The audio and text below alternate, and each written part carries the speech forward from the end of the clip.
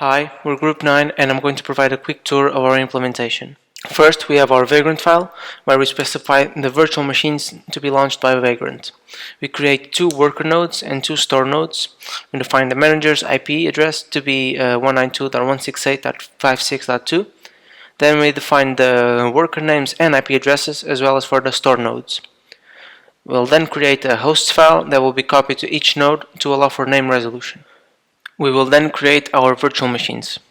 All of them will be an instance of Ubuntu Trusty64. Starting with the manager node, we'll define its hostname and IP address and specify a shared folder with the files that will be needed in the next lab experiment. We will copy the previously mentioned hosts file to /etc/hosts. And finally, we will provision the machine by running the provision.sh script. This script will update the system, install and set up Docker, and install Ansible. Next, we will initiate a Docker swarm advertising the manager node's IP address, and we will then generate a join token and save it to a file for later reference. Next, we'll create the worker nodes. These differ from the manager node only in the provisioning. After running the provision.sh script, each node will join the swarm, advertising its IP address and using the previously created token. Finally, we'll create the cluster nodes for storage. Again, these will only vary from the previous nodes in provisioning, since they will only be provided with the host file. In our shared directory, we have the Ansible config file, which provides the location of the inventory file. This inventory file is called hosts.ini, and it specifies the names of our hosts, so the manager, the two workers, and the two cluster nodes. It also defines two groups, the swarm, composed by the manager and worker nodes, and the GlusterFS group, composed by the cluster nodes. We also have the add key play, which targets all hosts, and copies are generated public key to the hosts. We also have the Gluster play, which is a bit more complex. To deploy the Gluster file system, the first thing to do is to install the package GlusterFS server on the cluster nodes of our infrastructure. So, these tasks will target exactly these nodes. After installing the GlusterFS server package, it will create a brick in each node. A brick is the basic unit of storage in GlusterFS. Next, a cluster volume is created using the previously created bricks. A cluster volume is a logical collection of bricks present in a given trusted storage pool. A trusted storage pool is a trusted network of storage servers that provides bricks to a volume.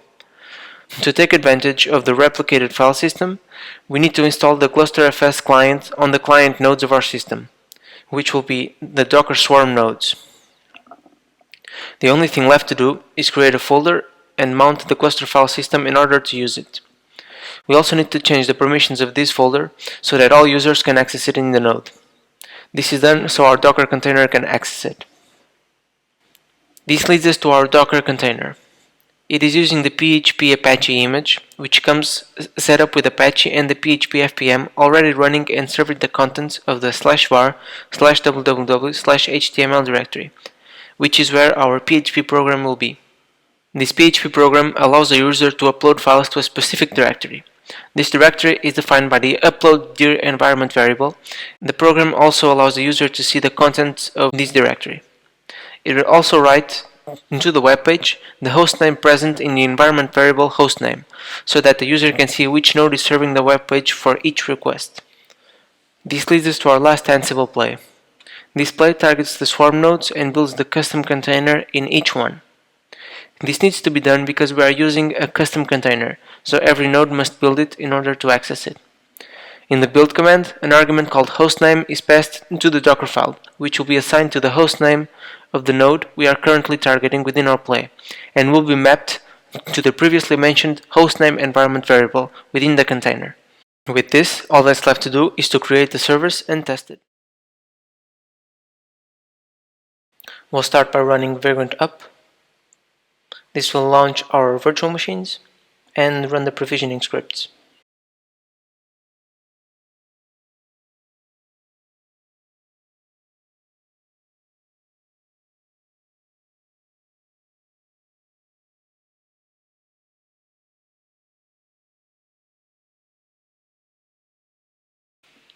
Once this is done, we'll SSH into the manager node and set up SSH trusts so we can use Ansible to configure our Swarm and Gluster nodes. First, we need to create our SSH keys.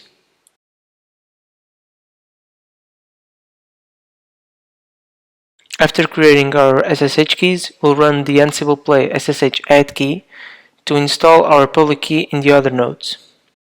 Since the other nodes don't know the public key of the manager yet, we will have to specify our password.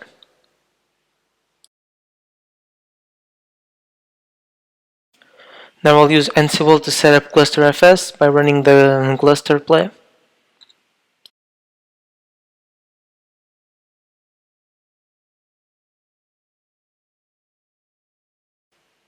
We then run the build webserver image play to build our Docker container.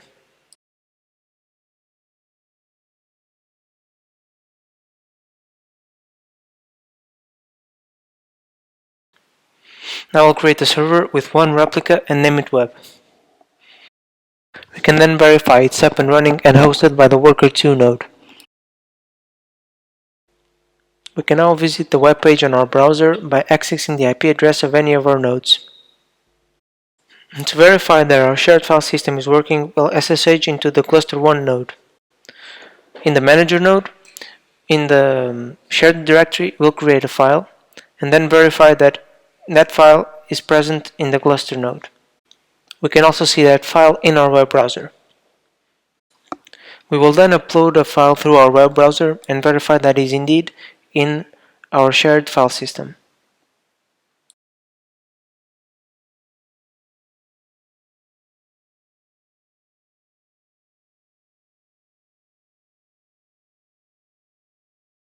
We can now scale up our service by instantiating 3 replicas instead of 1. We can verify which nodes are serving our web page in the web browser.